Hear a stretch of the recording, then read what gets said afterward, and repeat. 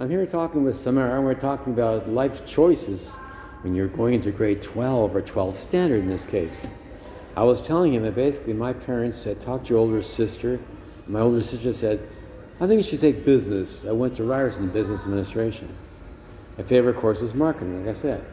But, as you know, you're young and innocent. What am I going to do with the rest of your life? It's very hard, But one thing I have to say, I was telling Samara, I had a guidance teacher, I did, and I took a personality type of test. What do you like, what you don't like, da-da-da.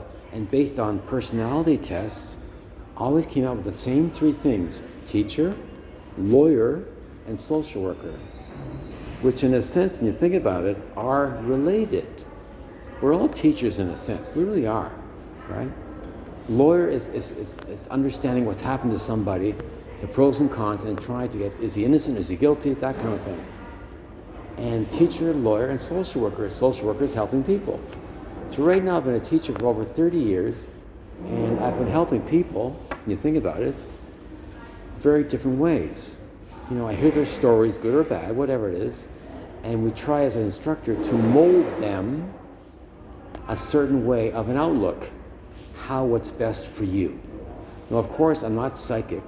I don't know what's inside your head, your personality. But I must admit, I have a very empathy. An empath, call what you want. I have a very high level of observation, I guess you could say. How people act, how they talk, personality, and so on. So to continue on, a very high sense of understanding people's behavior.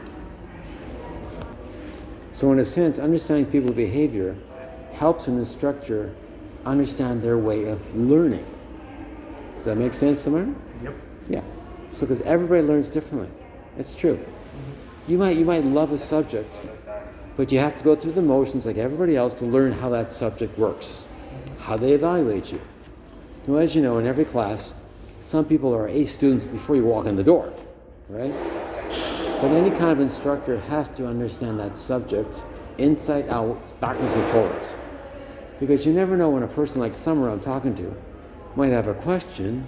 You've never heard that question before. You have to be totally, totally honest with your reply. You can't say, I know the answer. You have to say, seriously, I've never heard that question before. I think it's fabulous. You have to encourage that creativity.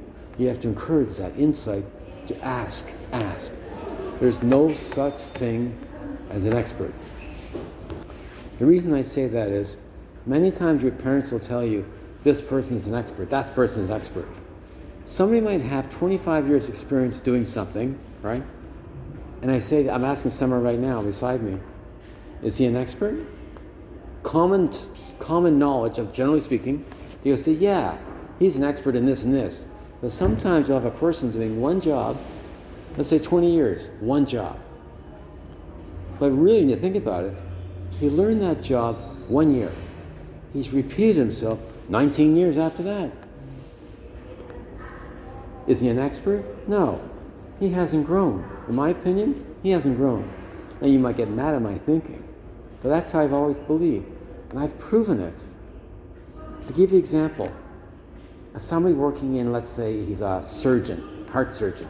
His knowledge is based on medical school, of course, working in the field, colleagues, and so on. You might say, he's an expert. Every case is different. I'll give you a perfect example. I actually had my friend David years ago. He had massive migraine headaches, massive, right? And he went to a nearby hospital here in Toronto General, downtown Toronto. And the doctor went to inside emergency room. He said, what's the matter? He tested his blood's fine. Take an aspirin and go home. Just take an aspirin and go home. You'll be fine. 2 hours later, his headaches got worse. He was screaming, crying. This time he went to a different hospital. Literally, in the hospital, 15 minutes. It's a true story. He walked down the aisle in the emergency room.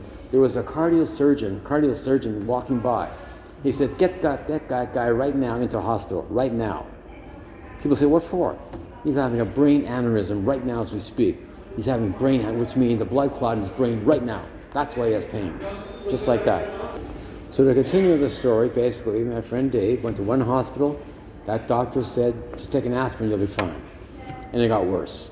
He went to a different hospital, and a cardiosurgeon was walking down the hall, just the way my friend David looked, the way he acted, walked, call what you want. He diagnosed he's having a brain hemorrhage on spot. Guess what? He was having a brain hemorrhage. Now, if that second doctor just happened to be walking down the hall, that's all. There was no set appointment. But what his experience was different. How can I describe it? He had lots of experience, just like the other one did, but his way of looking at that patient was slightly different. So my friend Dave had surgery. The unfortunate part is he's fully healthy in a sense. He lost all his short-term memory. That way, he cannot work. Any instructions he gets will be gone.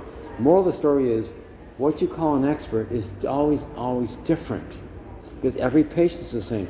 Just like I tell students in all colleges I've worked at, every student is different. You can't assume. You don't know their background. You don't know their personality. You don't. You really don't.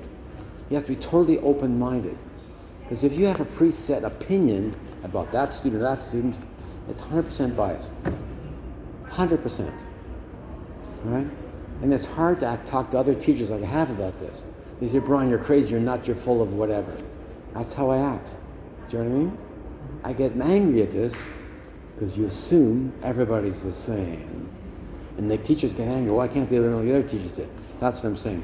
So when you hear the word expert, think twice. Really, really think twice.